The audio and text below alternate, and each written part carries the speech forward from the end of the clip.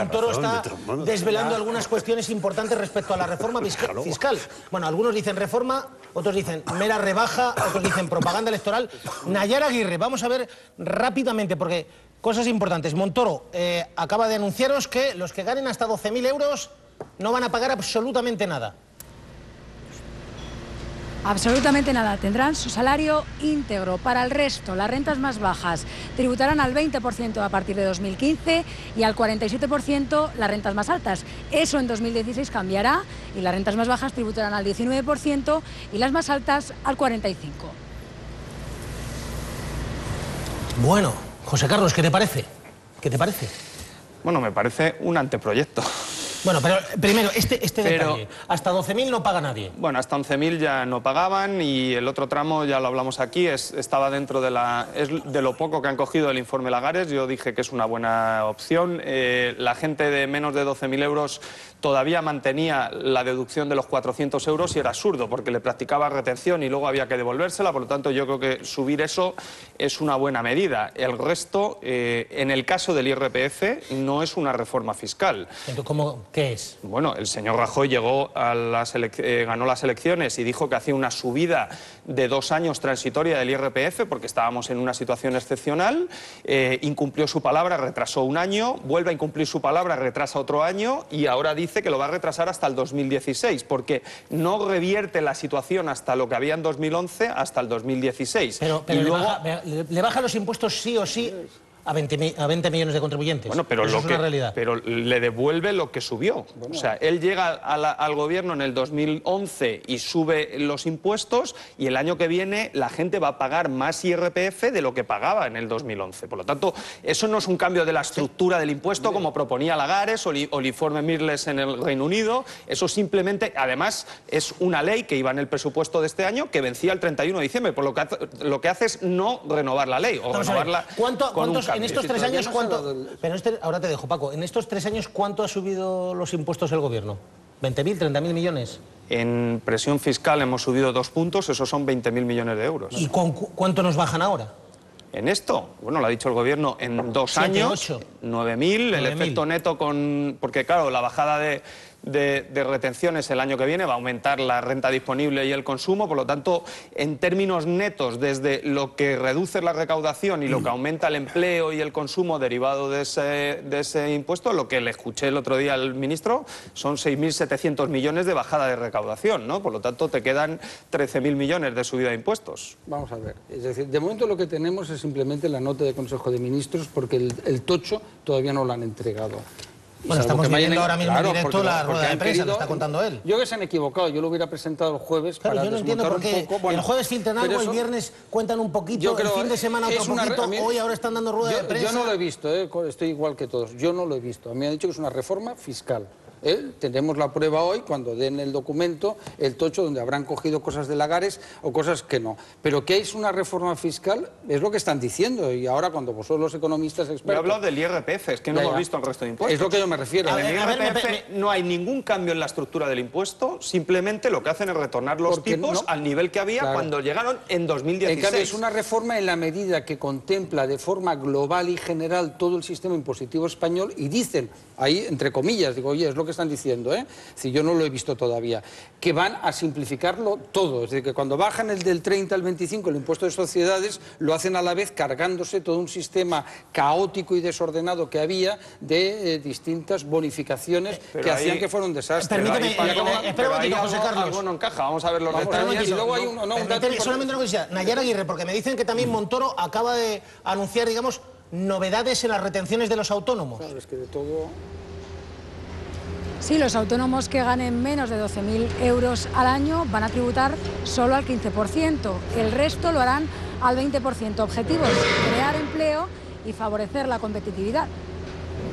Bueno, Antonio Martín Momondo. Hay una cosa, es que no me habéis dejado colgado lo que quiere decir. Luego lo importante. Yo entiendo, José Carlos, lo que tú dices, pero claro, deberías de decir a 1 de enero de 2012 cuál era la situación real de la economía española, es decir, cuál era el grado de riesgo que había, lo que han dicho los inversores extranjeros, cómo se marcha. Ya sé que me dirás que si lo de Bankia, etcétera, no, pero te lo digo, la prima de riesgo estaba a 200 puntos básicos. ¿Y a cuánto estaba ya en agosto? Estábamos en proceso de caída, no, es que de verdad... Es que siempre está con esa confusión. La misma discusión. Bueno. El 1 de enero, el 31 de diciembre, cuando toma la decisión, la prima de riesgo estaba a 200 y 100 puntos por debajo de Italia. Es decir, que todo es fruta... Después de la crisis de Bankia, que gestionó Rajoy, ¿o es culpa de Zapatero la crisis de Bankia? Hombre, un señor que se llama Fernández Ordóñez, que se ha ido de rositas de todo. No, y el señor Gato no era vicepresidente del gobierno de Aznar. Pero eso era, me estás hablando de 2004. ¿Quién estaba al borde? Bueno, ¿quién gestiona la crisis de Bankia en 2012? Si hasta el propio Zapatero ha reconocido el desastre de la gestión económica un país de su a 31 gobierno. de diciembre, cuando subes el impuesto con una prima de riesgo en 200, ¿Qué quieres hacer? 100 puntos por debajo de Italia y te la llevas a 700 en y luego junio. la bajas. Oye, pero si es de bueno, verdad. No, pero que es que esta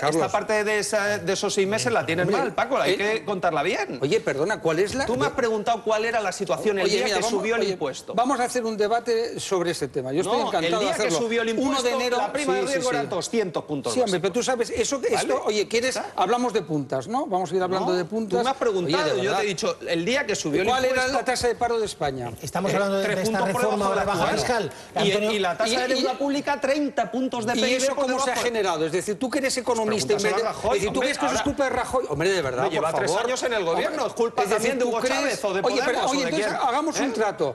Cuando hay elecciones y la situación de la economía española este año crezcamos casi al 2%, yo te quiero decir que es gracias a Rajoy. Es decir, si tú dices que lo que ha pasado en los 2 primeros de la legislatura es culpa de tu Rajoy, mira, te lo compro ahora mismo. Paco, culpa de Rajoy. Si este año, cuando crezamos al 2% este año, me tienes que decir eso. Si este año crecemos al 2%, que habrá que ver qué hace de revisión el INE, volvemos al mismo PIB que había en el 2012.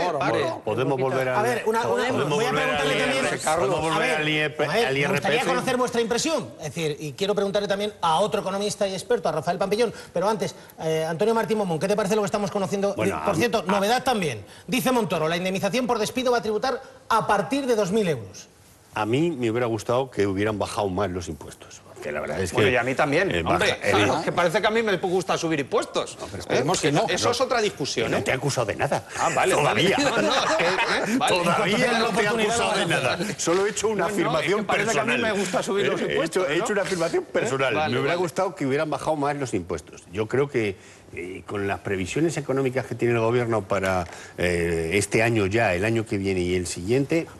Pienso que ha sido excesivamente prudente esta bajada de impuestos. ¿Pero tú crees que podrían ir más allá con Bruselas diciendo seguramente sí, porque nosotros no somos un país intervenido. Es decir, que estamos en una observancia por el tema del equilibrio presupuestario, del déficit, pero, oye, cada uno hace después sus cuentas internas como cree conveniente y llega a ese equilibrio presupuestario de la manera que... Y el Partido Popular, sin duda alguna, cree que bajando los impuestos se reactiva la economía y, por tanto, se recauda más y se podía haber llegado a ese equilibrio presupuestario. De todos modos, dicho esto, una bajada que por lo que conocemos del IRPF supone en estos momentos un 12,5% de media y sobre todo que los salarios menores de 24.000 euros tienen una rebaja del 23,5%, bueno, no es la que me hubiera gustado a mí, pero sin duda alguna es un balón de oxígeno importante. A ver, dejarme que le pregunte a otro experto. Rafael Pampillón, uno de los expertos y economistas que más saben de este país. Señor Pampillón, buenas tardes. Hola, buenas tardes. Bueno, lo estamos conociendo prácticamente en directo porque nos está contando al detalle ahora Cristóbal Montoro. Le pido un titular, ¿le parece una buena rebaja? ¿Le parece una reforma o esto es cosmética o propaganda electoral después del varapalo de las europeas? Bueno, a mí me parece bien que se haya rebajado el impuesto de sociedades porque el ahorro de las empresas, que es el beneficio no distribuido, va a aumentar y hace falta financiar la economía con el ahorro. Yo creo que también la bajada del IRPF va a ayudar a aumentar el ahorro de las familias. En definitiva, cuando el crédito todavía no tira, el que haya financiación por parte de las familias y por parte de las empresas, pues es bueno para la economía. Yo echo de menos que suban un poco el IVA porque el déficit comercial está aumentando como consecuencia del aumento de la demanda interna y el IVA grava las importaciones y creo que sería bueno subir el IVA y bajar las cotizaciones sociales para facilitar la creación de empleo. Señor Pampillón, escuche, el ministro Montoro dice, bueno, que a partir de ahora todos van a pagar mucho menos. Escúchele. Es una rebaja inmediata. Todos los trabajadores tendrán más dinero en su bolsillo a partir de enero del año 2015 gracias a la bajada de las retenciones. Bueno, y hay quien dice, sí, le bajan a todos, pero fundamentalmente con lo que sabemos de momento es rentas más altas y rentas más bajas. Y a los que menos, a las rentas medias. ¿Usted está de acuerdo con ese análisis? Bueno, me parece que es lo que han dicho los medios de comunicación, que las clases medias son las que van a sufrir más en esta rebaja de impuestos, pero también es que el tipo alto estaba en el 52%, que es demasiado. Creo que ha hecho bien en bajarlo del 52 al 48 y dentro de un par de años del 48 al 45. A mí me parece que es una buena medida y también es buena medida el que las rentas más bajas paguen menos. Profesor Pampillón, ¿y Bruselas nos va a dejar o nos lo puede impedir? Porque claro, dicen, además no vamos a subir el IVA, lo han vuelto a decir hoy. Usted decía, a lo mejor había que subirlo un poquito, pero es que además, así no vamos a cumplir el déficit, ¿o sí se puede cumplir el déficit? Bueno, la economía está creciendo, lleva 4 trimestres, incluimos este segundo trimestre del año, con crecimientos positivos. Llevamos 12 meses con aumentos en la afiliación a la Seguridad Social en 230.000 personas. Eso genera en sí mismo ya una situación de mayor recaudación y creo que bajar los impuestos va todavía a aumentar más el crecimiento económico. Lo importante es conducir ese crecimiento económico que no se vaya tanto a la demanda interna, a la demanda de consumo, sino que vaya más a lo que viene siendo las exportaciones. Que las exportaciones no pagan IVA, en las importaciones sí. O sea que creo que Bruselas nos dirá que bajemos las cotizaciones sociales, que es un impuesto sobre el trabajo, cuando todavía tenemos casi 6 millones de parados, aunque se va reduciendo lentamente, y aumentar el número de bienes y servicios que pagan un IVA reducido para que paguen un IVA superior. A mí me parece que esa sería la reforma adecuada. Profesor Pampillón, está aquí José Carlos Díez, que le conoce y sé que tienen buena relación. Le veo ahí dudando, le veo... No sé si no coincides. No, hombre, yo creo que... Rafael, ¿cómo estás? Un saludo. ¿Qué tal, José Carlos? No, yo creo que él toma una posición muy académica en clave de país, pero claro, desde Bruselas y el propio Banco de España, que ha criticado la bajada de impuestos, le toman una visión en clave de largo plazo y de sostenibilidad de la deuda. Con el tema del crecimiento, que está bien, es un tema cíclico, Rafael, pero lo que dice Bruselas es que España tiene un problema de déficit estructural, que independientemente del crecimiento no se va a resolver y que con la misma previsión de crecimiento que el Gobierno para el 2015 hay una pequeña discrepancia entre el déficit previsto por Bruselas y el déficit previsto por el Gobierno español de 20.000 millones de euros. Y en el programa de estabilidad que el Gobierno mandó a Bruselas el 30 de abril no iba esta bajada de impuestos, porque no la detallaron. Por lo tanto, yo creo que independientemente del rescate o no rescate, España está incumpliendo sus propios compromisos de protocolo de déficit excesivo y en Bruselas tiene que haber una definición de si van a tragar con esta rebaja o no. Por lo tanto, todavía la tienen que aprobar allí, ¿no? Bueno, pero quizá haya que explicarle también a Bruselas y también al Gobierno que muchas veces rebajando los impuestos aumenta la actividad económica sobre la que precisamente se aplican los tipos impositivos, con lo cual aumenta la recaudación. A mí me parece que hay una visión excesivamente estática de los impuestos, que se va a recaudar según el crecimiento actual, pero parece que el crecimiento va aumentando. Los últimos datos de coyuntura, producción industrial, pedidos en la industria, aumento de los servicios, aumento del empleo, generan una mayor recaudación. Yo creo que hay que poco a poco ir convergiendo con Europa. Incluso Bruselas debería ir hacia una fiscalidad más parecida, un tesoro único, que realmente, igual que tenemos una moneda única, convergiéramos hacia una fiscalidad más parecida. Y eso pasa por bajar los impuestos directos y bajar las cotizaciones sociales y subir el IVA. Señor Pampillón, pero yo se lo pregunto.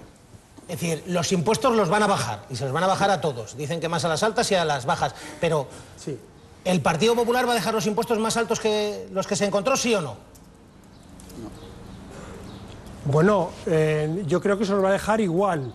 sencillamente que el IVA lo ha subido y los impuestos directos los va a dejar más o menos como estaban, excepto el impuesto a sociedades, que lo va a bajar del 30 al 25 y para las pequeñas empresas del 25 al 20.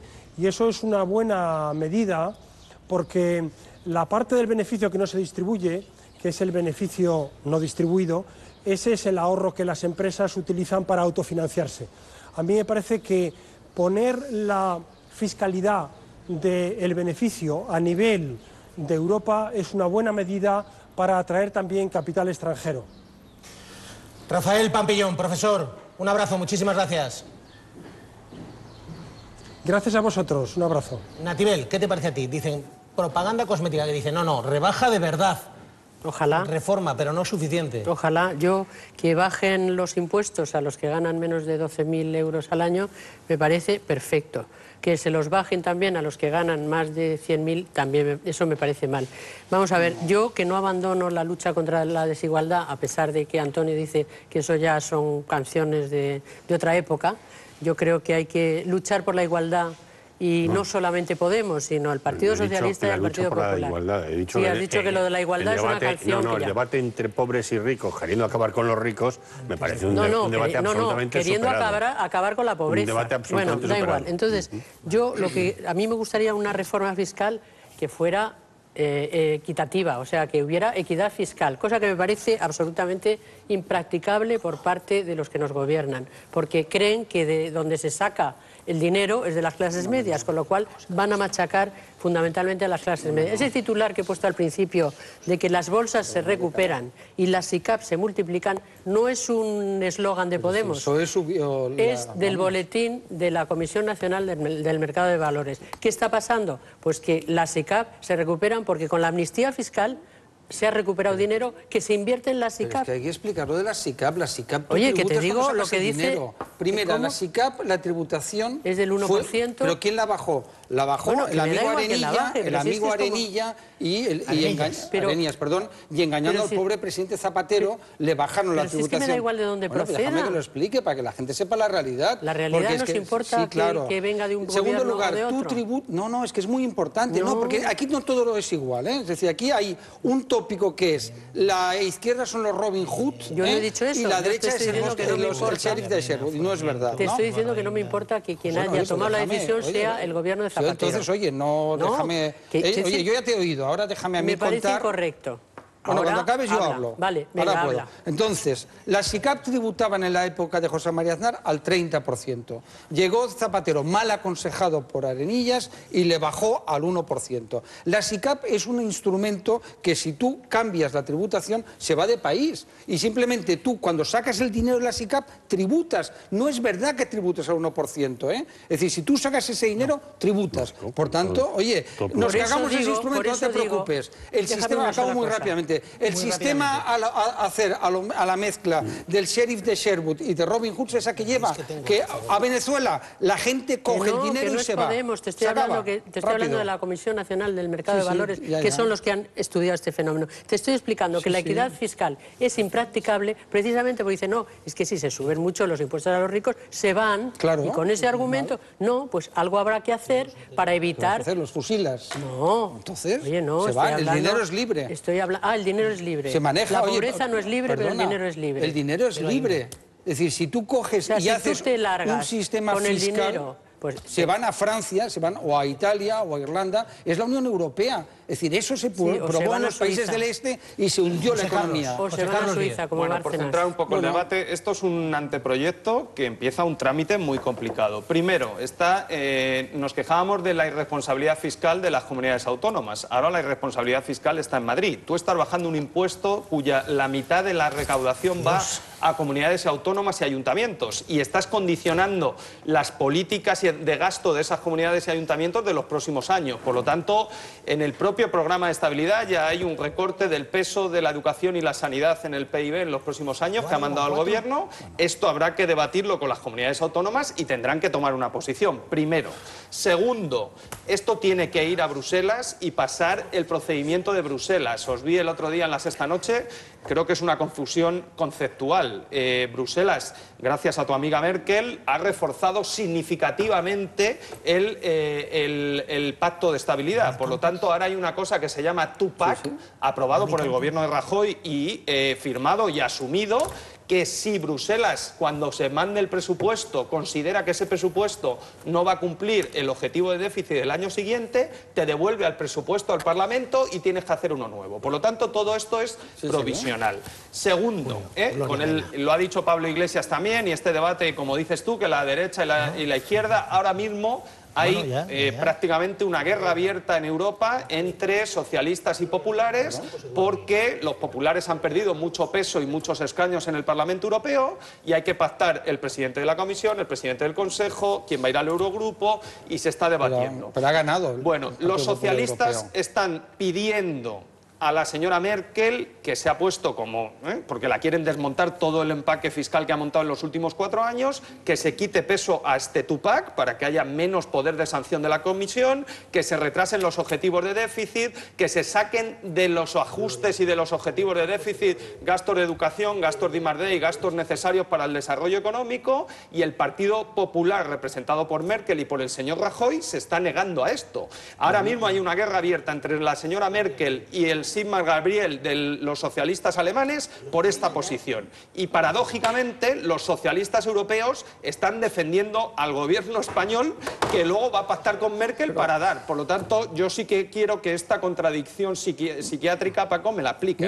¿Qué va a hacer Rajoy en esa posición? ¿Apoyar a los socialistas europeos que definen algo que defienda a España o seguir apoyando a Merkel, que es su partido político en Europa? En primer lugar, como sabes, la Comisión salta por los aires en breve, ya afortunadamente, es decir, ya se van y se jubilan, que ya es hora, ¿no?, que dejen de enredar. Llega una nueva comisión. Rajoy es un firme creyente en el sentido positivo, ¿no?, un firme defensor, más que creyente, que sería un mal ejemplo en el cumplimiento del déficit. Es que claro, es que lo de este país, si tú eres economista... Rajoy ha incumplido el déficit los 3 años. Porque no ha tenido más remedio, tú lo sabes. Los 3. Toda Europa lo ha incumplido, ¿eh? No, pero ¿cómo me puedes decir que es un defensor del cumplimiento? Se ha incumplido todos los años. Porque tenía una situación económica que hacía imposible cumplir el déficit. Vale, entonces, es decir, aquí hay una filosofía que tú conoces mucho mejor que yo, ¿no? Es decir, el cumplir el déficit es una necesidad ya de una vez. No se puede gastar despilfarrando constantemente. Paco, vale, ya, hay que controlar el déficit público. Que Rajoy no ha tú lo controlas en tu economía, ¿verdad? Yo también. Pero Antonio también. Pero es que si no hundes una economía familiar. Tengo la sensación, escuchándote, que Rajoy no ha gobernado este país. Lleva 3 años este país. Y ha pedido... Vale. Mira, ha hecho una cosa... Te voy a decir una cosa, déjame. Cuando llega el gobierno tarda 5 meses en presentar un presupuesto. Hay unas elecciones andaluzas... No. Oye, bueno, mira. En el programa de estabilidad que manda Bruselas en abril del 2012, ya estaba gobernando. Ya había aflorado el agujero del déficit. Ya sabíamos todo lo que pasaba, ¿no? Claro. Dijo que en el 2014 el déficit público en España estaría en el 3, la tasa de paro en el 21% y la deuda pública en el 80%. ¿Y qué dijeron en Europa? Tú sabes perfectamente... Igual, pero no me digas que de verdad, Rajoy es un cumplidor del déficit, es un incumplidor del déficit. No es verdad sistemático. Bueno, ahora que has sacado te voy a decir, mira, entonces todos los presidentes del gobierno han sido unos incompetentes. Desde el admirado Felipe González a Zapatero, a Rajoy, a todos, pero todos han tenido que incumplir el déficit. Felipe es el que llegó diciendo que iba a crear 700.000 puestos de trabajo y que se encontró con una crisis económica brutal. Entonces, oye, si yo me pongo en el plan que te pones tú, a palear a Felipe González. No, Felipe González se equivocó. Podemos hablar de Cánovas y Sagasta también, si quieres, estamos hablando... Oye, o hablemos de Zapatero, pobre, que se encuentra una situación económica desastrosa y se equivoca. Oye, seamos un poco más... una situación económica desastrosa. Desastrosa se encuentra en el año 2007, 2008, yo miro 2009, las cifras del INE y del Fondo Monetario Internacional. El presidente Zapatero sale de la Moncloa con más empleos de los que llegó. Oye, si tú crees que... El señor Rajoy va a salir de la Moncloa con menos empleos de los que llegó. Dicen que no. ¿Tú te crees que Zapatero...? Porque va a gobernar en la próxima legislatura. Porque dice que va a acabar la legislatura con más empleos. Ya estamos haciendo planes sin pasar por las urnas. Pero ¿cómo no va a pasar por las urnas? Oye, la verdad es que viendo lo que añoran algunos a Zapatero, lo que no entiendo es por qué no lo ponen de secretario general del Partido Socialista y lo votan después, porque veo que lo ha hecho también, que salió con más empleo Zapatero del que llegó. A ver, eso es un dato, Antonio.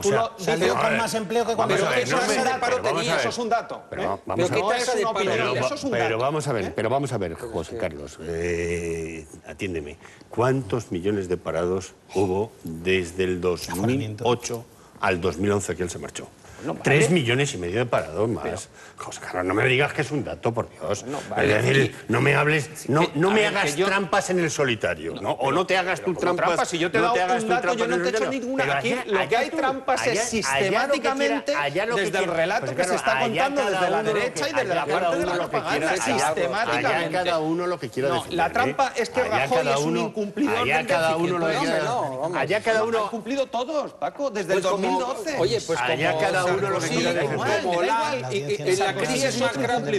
Todos, oye, hasta el pobre Prodi y todo el mundo incumplidores. Has dicho que Rajoy es un cumplidor del déficit y eso no es cierto. Pero hombre, por favor, yo te he dicho de que Rajoy estamos hablando de es un defensor del déficit. Vamos a ver, Rajoy ha aumentado la deuda pública en 300.000 millones de euros. Ya sé que no te importa, 300.000 millones de euros. Oye, a mí me gusta Corea del Sur, que tiene un 40% de deuda pública. Mira lo que a mí me gusta. Esto ya no es un tema económico, es un tema puramente financiero. Si tú ingresas menos de lo que te gastas, que es lo que sigue pasando en España, y bajas los impuestos y la recaudación, por favor, lo vas a financiar con más deuda pública. Dime un solo caso de una crisis en la historia de con una me basta, que tenga un recorrido no breve de una semana, de un recorrido de más de un año, donde haya producido un proceso como el que tú dices. Es que todas las crisis haces así, es que las curvas son muy... Te digo una, Estados Unidos de América. Cuando el señor Rajoy llega al gobierno, los Estados Unidos habían quebrado Lehman Brothers, habían quebrado el sistema asegurador. ¿Cuánto dinero pusieron sobre la mesa? Bueno, igual que el nuestro. Igual que el nuestro. Su deuda pública está igual que la nuestra. El señor Obama, con buenas políticas económicas... Hasta General Motors se quedaron, tú lo sabes. Y California. Un billón dólares, ¿no? Hombre. Sí, pero han creado 5 millones de empleos. Pero tenían la maquinaria de hacer moneda. No, pero nosotros no la tenemos. A mí lo que me economía distinta. que habéis estado durante estos 2 años y pico, 3 años, defendiendo que todo era un austericidio, ahora resulta que sois los grandes defensores del equilibrio presupuestario y estáis en contra de que Rajoy incumple el déficit. Me sorprende, porque es que os he oído tantas opiniones de otro tipo. Bueno, pues fijaros lo que os digo. Estos impuestos, seguramente no, seguro, los va a aprobar la Unión Europea. Y son los impuestos que va a manejar España, entre otras cosas porque sería impensable que pudiera ocurrir de otra manera. Y, oye, a mí no me parece tan malo que 7 de cada 10 trabajos en España, que son su salario menor de 24.000 euros, se le rebaje un 23,5%. A quien le parezca mal, Antonio, que lo asuma. Por decirte, también es un error conceptual, pero bueno, yo llevo defendiendo el ajuste fiscal desde la primavera del 2009. Lo que pasa es que no me lees mucho, Antonio. Yo sí hay una leo. diferencia, ¿Cómo no, pero te voy a leer yo, explicar. por Dios? Hay una diferencia entre ajuste fiscal y austericidio. Ajuste fiscal que yo defiendo es el que permite a la economía crecer. Austericidio es el que aplicó la señora Merkel y el señor Rajoy en el 2012. Este de bajar impuestos. No es lo mismo. No, escúchame un momento. Este de bajar impuestos y tratar de reactivar la economía para recaudar más es precisamente lo que has defendido tú. Segundo, si bajar impuestos... Lo que has estado defendiendo tú, Antonio, y ahora te pones en la contraria. Si bajar impuestos es tan bueno y va a aumentar la recaudación, como ha dicho el profesor y como dice Paco Maruenda, ¿por qué no bajamos los 50 que han subido?